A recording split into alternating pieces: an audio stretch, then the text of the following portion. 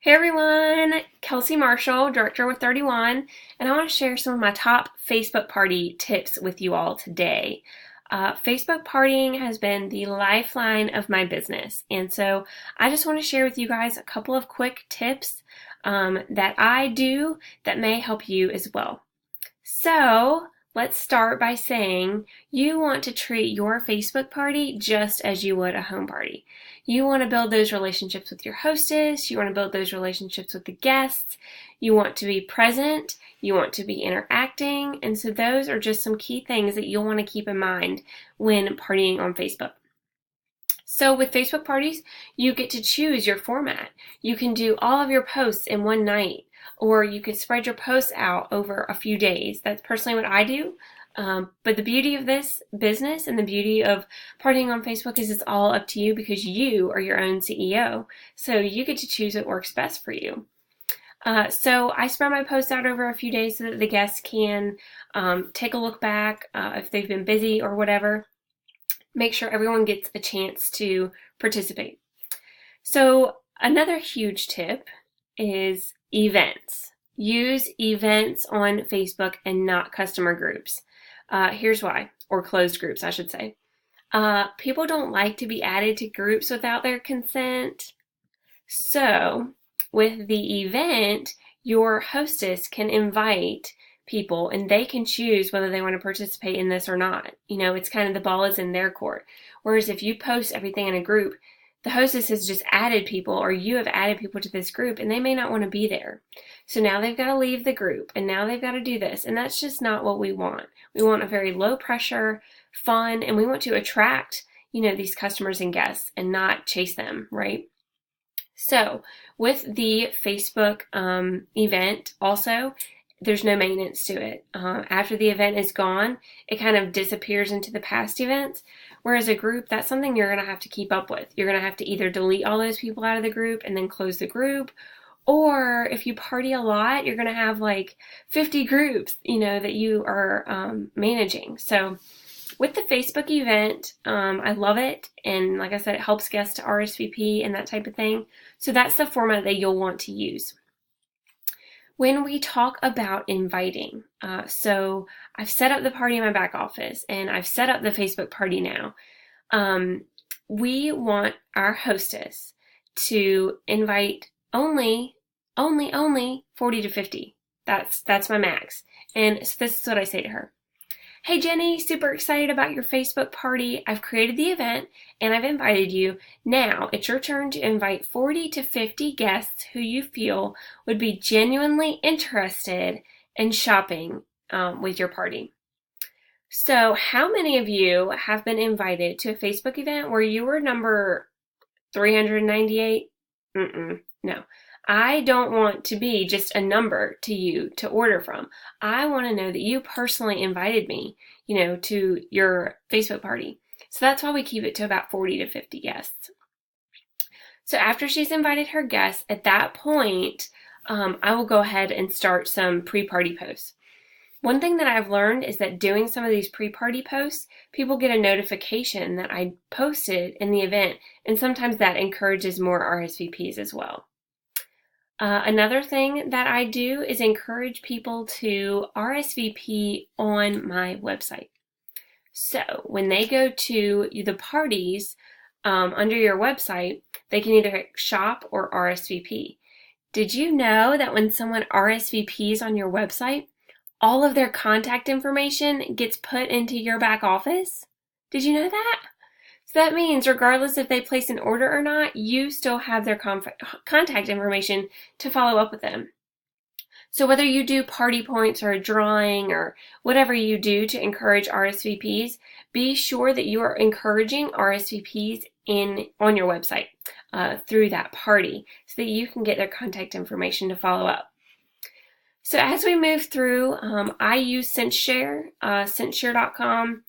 And that allows me to schedule all my Facebook party posts. So I do all my Facebook parties the same. I do try to add in, some different albums and things. So if I'm doing, a Facebook party for, let's say, a new mom, and she's invited all her mom friends, I will add some, pictures in to target those types of people. But for the most part, my Facebook parties are the same. So I can use SendShare to schedule those really quickly. It just allows me to have the same format for all my parties and keep me on schedule as well, so that I, in turn, have more time to focus on answering questions and responding to the guests. So once the party gets started, I am very conscious of people who are commenting. So if they comment something like, I love all these organizational items, I have so many places in my house and I don't even know where to start. So I'm going to shoot her a quick message and just say, hey Jenny, thanks for participating in Brooke's party. I'm really excited that you were able to make it. Short blurb. She's going to respond back.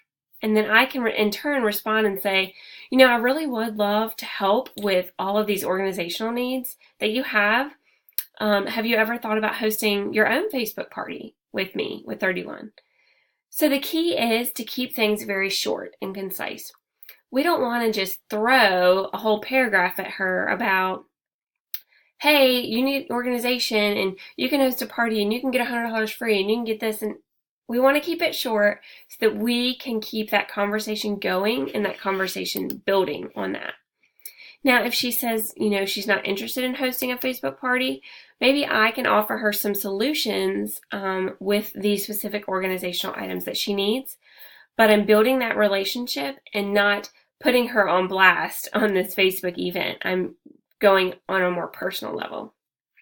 With that being said, be cautious of when someone orders and posting a thank you in the event. And I'm telling you this from personal experience because I used to say, thank you, Jenny, for your order, or thank you, Brooke, for your order, or whatever. But I have found that sometimes they may have mutual friends in this Facebook event, and maybe they don't want someone else to know that, they just spent $100 with you, or maybe they're shopping for a gift and they don't want anyone to know. So I always use that personal touch when I get their order, shoot them a quick text message or a quick Facebook message and say, thank you so much for your order. You're going to love the new Candy Corners print, or whatever it is. So as you can see, the theme of all this is keeping it personal, just as you would at a home party. At your home party, when you have 6 or 7 women sitting around and someone gives you an order, would you stand up and shout and raise your hand and say, thank you, Jenny, for your order. Congratulations to our hostess. Your party is now over, whatever. No, we don't want to put people on blast like that. We want to make it personal. So just keep that in mind as well. As you move through the party, be sure that you always have a clear closing date. From day one, I always let my hostess know what day our closing date is. From day one of the party, the guests all know when the party's going to be closing. People need to know when their card is going to be charged. People need to know when the order is going to be submitted so that they can expect a timely return on their products. And I've found that keeping that up front with our guests and with our hostesses really keeps us accountable because if everyone knows that the party's going to be closed on the 10th and your hostess is dragging her feet, it's a good way to remind her that, we do have a couple of orders in and they were, expecting their order to be submitted now. So let's go ahead and get your hostess order in so that all your friends can get their goodies.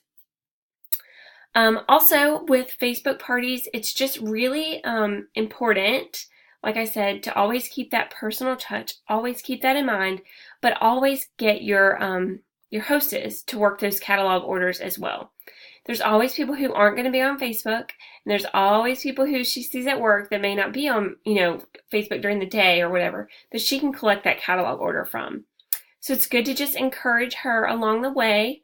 It's a great motivating tool to know what she wants from this party. Does she want an around town tote? Okay, well, if she does, she's going to want it monogrammed.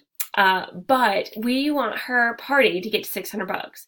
So we just keep encouraging her along the way to get these Facebook parties where they need to be.